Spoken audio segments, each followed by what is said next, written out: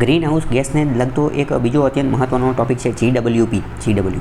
GWPનો મતલબ થાય global warming potential. તો મુખ્યત્વે 6 જેટલા ગ્રીન હાઉસ ગેસ છે. 6 કરતાં પણ વધારે છે, પણ મુખ્ય 6 છે.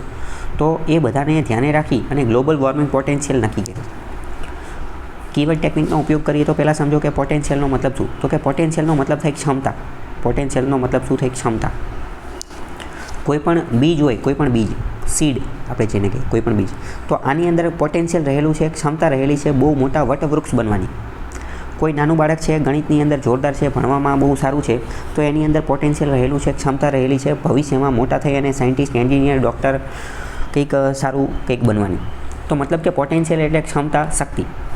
તો એવી રીતે સમજીએ કે ગ્લોબલ વોર્મિંગ પોટેન્શિયલ એટલે શું. તો ગ્લોબલ વોર્મિંગ એટલે શું? તો કે પૃથ્વી જે ગરમ થાય છે, પૃથ્વીનું તાપમાન જે વધી રહ્યું છે, પૃથ્વીમાં જે ગરમી વધી રહી છે, તાપમાન વધી રહ્યું છે, એને આપણે શું કહીએ? Global warming. તો 6 જેટલા ગ્રીન હાઉસ ગેસ અથવા તો જેટલા પણ GHG ગ્રીન હાઉસ ગેસ છે એ એક રીતે પૃથ્વીનું તાપમાન વધારે છે, ગ્લોબલ વોર્મિંગ કરે છે. તો આ 6 ગેસ છે એનું પોટેન્શિયલ કેટલું છે, એટલે કે કયો ગેસ છે એ કેટલી માત્રામાં ગ્લોબલ વોર્મિંગ કરી શકે છે, કયો ગેસ કેટલી માત્રામાં ગ્લોબલ વોર્મિંગ કરી શકે છે. ફોર એક્ઝામ્પલ સમજો કે કોઈ ગેસ છે એ પૃથ્વીનું તાપમાન 10 ડિગ્રી સેન્ટીગ્રેડ વધારી દે છે, બીજો ગેસ છે એ પૃથ્વીનું તાપમાન 25 ડિગ્રી સેન્ટીગ્રેડ વધારી દે છે. તો વધારે ગ્લોબલ વોર્મિંગ પોટેન્શિયલ કોનું કહેવાય? કોણે વધારે ગરમ કરી નાખ્યું? તો આ 25 વાળો જે છે એને વધારે ગરમ કરી નાખ્યું કહેવાય. તો એ વસ્તુને આપણે કહીશું ગ્લોબલ વોર્મિંગ પોટેન્શિયલ. તો 6 જેટલા ગ્રીન હાઉસ ગેસ છે એને ક્રમિકતા આપવામાં આવી કે કયો જે છે એ એનું પોટેન્શિયલ, એની શક્તિ વધારે છે. કોની માટે? તો કે ગ્લોબલ વોર્મિંગ કરવામાં, પૃથ્વીનું તાપમાન વધારવામાં કોની શક્તિ વધારે છે.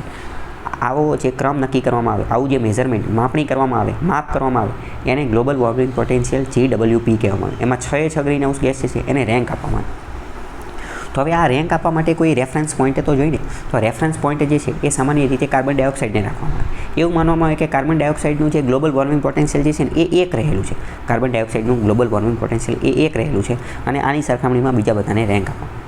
તો GWP ગ્લોબલ વોર્મિંગ પોટેન્શિયલ એ શક્તિ, એ ક્ષમતા દર્શાવે છે કે કયો વાયુ કેટલું ગરમ કરી શકે છે, કેટલું ગ્લોબલ વોર્મિંગ પોટેન્શિયલ કરે છે. તો એક તો એ મુદ્દો, અને બીજો ગ્લોબલ વોર્મિંગ પોટેન્શિયલ નક્કી કરવાનો એક બીજો આધાર એ છે કે એ વાતાવરણમાં કેટલા સમય સુધી રહે છે, કેટલા લાંબા સમય સુધી રહે છે. અમુક વાયુઓ એવા હોય, અમુક વાયુઓ જે છે, અમુક વાયુઓ એ એવા હોય કે જે વાતાવરણમાં ટૂંકા ગાળા માટે રહેતો હોય, બરાબર, 1-2 દિવસની અંદર જ ગાયબ થઈ જતો હોય. જ્યારે અમુક વાયુઓ એવા હોય જે વાતાવરણમાં લાંબા ગાળા સુધી રહેતો હોય. લાંબા ગાળા એટલે કે 100, 200, 500 વર્ષ સુધી રહેતો હોય. તો જો કોઈ વાયુ વાતાવરણમાં લાંબા સમય સુધી રહે છે, તો એનું ગ્લોબલ વોર્મિંગ પોટેન્શિયલ કેવું હશે? વધારે હશે. કેમ? કારણ કે જો એ લાંબા સમય સુધી રહે છે તો મતલબ કે એ લાંબા સમય સુધી ગરમી કરશે, લાંબા સમય સુધી પૃથ્વીને ગરમ કરશે, લાંબા સમય સુધી ગ્લોબલ વોર્મિંગ કરશે. તો આ 2 ક્રાઇટેરિયાના આધારે નક્કી થાય કે કોઈપણનું ગ્લોબલ વોર્મિંગ પોટેન્શિયલ કેટલું છે. પહેલું કે એની ક્ષમતા કેટલી છે પૃથ્વીને ગરમ કરવાની, અને બીજું કયું કે વાતાવરણમાં કેટલા લાંબા સમય સુધી રહે છે, લોંગ ડ્યુરેશન, કેટલા સમય સુધી રહે છે. આ 2ના આધારે ગ્લોબલ વોર્મિંગ પોટેન્શિયલ નક્કી થાય. એટલે કે આ એક રીતે મેઝરમેન્ટ માટેની વસ્તુ છે. અને આમાં મેઝરમેન્ટ તરીકે રેફરન્સ પોઈન્ટ કોને રાખવામાં આવે છે? તો કે કાર્બન ડાયોક્સાઇડનો GWP 1 રાખવામાં આવે છે. વિધાનવાળા વાક્યમાં પૂછાઈ જશે કે કાર્બન ડાયોક્સાઇડનો GWP ગ્લોબલ વોર્મિંગ પોટેન્શિયલ અંક 1 છે. વિધાન સાચું પડી જશે. તો આપણે બધાના જોઈએ શું છે. અને આ સામાન્ય રીતે 100 વર્ષનો સમયગાળો રાખવામાં આવે છે કે 100 વર્ષ જેટલું રહે છે, બરાબર. જેમ કે જો આ જ પ્રશ્ન પૂછાઈ ગયો કે ગ્લોબલ વોર્મિંગ પોટેન્શિયલના આધારે જે નીચે આપેલા છે આ બધાની અંદર કરેક્ટ ઓર્ડર, આ બધાને ક્રમમાં ગોઠવો કે ક્લોરોફ્લોરોકાર્બન, CH4, CO2, N2, આ બધામાંથી કોનો સૌથી વધુ છે. તો પહેલાં તો આપણને ખબર પડી ગઈ સૌથી ઓછામાં ઓછો ગ્લોબલ વોર્મિંગ પોટેન્શિયલ કોનું છે? કાર્બન ડાયોક્સાઇડનું. કેમ? કારણ કે કાર્બન ડાયોક્સાઇડનું ગ્લોબલ વોર્મિંગ પોટેન્શિયલ ખાલી 1 જ છે, બીજા બધાનું તો એની કરતાં વધારે છે. તો કાર્બન ડાયોક્સાઇડનું ગ્લોબલ વોર્મિંગ સૌથી ઓછું કોનું છે? Carbon dioxide. બીજા બધાનું એની કરતાં વધારે છે. તો આ તમને ખ્યાલ હોવો જોઈએ. કઈ રીતનું છે, શું છે, એ બધું આપણે થોડુંક જોઈએ. જો અહીં આપેલું છે તો આપણે જોઈએ.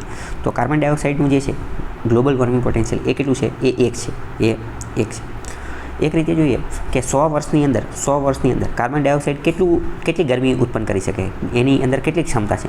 તો કે એક ગરમી ઉત્પન્ન કરી શકે. તો એની સરખામણીમાં મિથેન જે છે ને એ 16 ગણી અથવા 26 ગણી ગરમી ઉત્પન્ન કરી નાખે. 16 ગણી અથવા 26 ગણી ગરમી ઉત્પન્ન કરી નાખે. એની સરખામણીમાં નાઇટ્રસ ઓક્સાઇડ જે છે એ 310 ગણી, કાર્બન ડાયોક્સાઇડની સરખામણીમાં 310 ગણી ગરમી ઉત્પન્ન કરી નાખે 100 વર્ષની અંદર. હાઇડ્રોફ્લોરોકાર્બન કેટલી કરી નાખે? તો 140 થી તો 11,000 જેટલી ગરમી ઉત્પન્ન કરી નાખે. અને ફ્લોરોકાર્બન જે છે એ 23,000 જેટલી ગરમી ઉત્પન્ન કરી નાખે અને સલ્ફર હેક્ઝાફ્લોરાઇડ જે છે એ 23,000 જેટલી ગરમી જે છે એ ઉત્પન્ન કરી નાખે. તો આ તમને થોડો ઘણો જે છે એ ખ્યાલ હોવો જોઈએ. તો ઇન શોર્ટ આપણે વાત કરીએ તો આ બધાની અંદર સૌથી વધુ પોટેન્શિયલ આપણે જોઈએ તો સૌથી વધુ પોટેન્શિયલ કોનું છે? સૌથી વધુ પોટેન્શિયલ જે છે એ આ સલ્ફર હેક્ઝાફ્લોરાઇડનું અને ફ્લોરોકાર્બનનું છે. સલ્ફર હેક્ઝાફ્લોરાઇડ કારણ કે એનું 23,000 છે અને આનું પણ 23,000ની આજુબાજુ છે. તો સૌથી વધુ સલ્ફર હેક્ઝાફ્લોરાઇડ, બીજું ફ્લોરોકાર્બન. સૌથી ઓછું કોનું? તો કે કાર્બન ડાયોક્સાઇડ. બીજા નંબરે કોનું? તો કે મિથેન. ત્રીજા નંબરે કોનું? તો કે નાઇટ્રસ ઓક્સાઇડ. તો એ તમને ખ્યાલ હોવો જોઈએ. આને તમને ક્રમમાં ગોઠવવાનું પણ પૂછી શકે છે. તો હવે આમાં આપણે જોઈએ કે કોનું પોટેન્શિયલ કેટલું છે, ગ્લોબલ વોર્મિંગ પોટેન્શિયલ. તો સૌથી ઓછું કોનું છે? કાર્બન ડાયોક્સાઇડનું. સૌથી ઓછું ગ્લોબલ વોર્મિંગ પોટેન્શિયલ છે કાર્બન ડાયોક્સાઇડનું, એનું 1 છે. એની કરતાં વધુ કોનું છે? તો કે એની કરતાં વધુ છે મિથેનનું. એની કરતાં વધુ કોનું છે? મિથેન.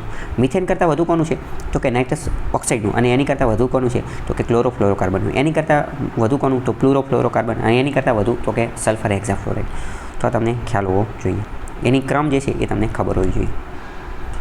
તો ગ્લોબલ વોર્મિંગ પોટેન્શિયલ ઉપર પણ પ્રશ્ન પૂછાઈ શકે છે.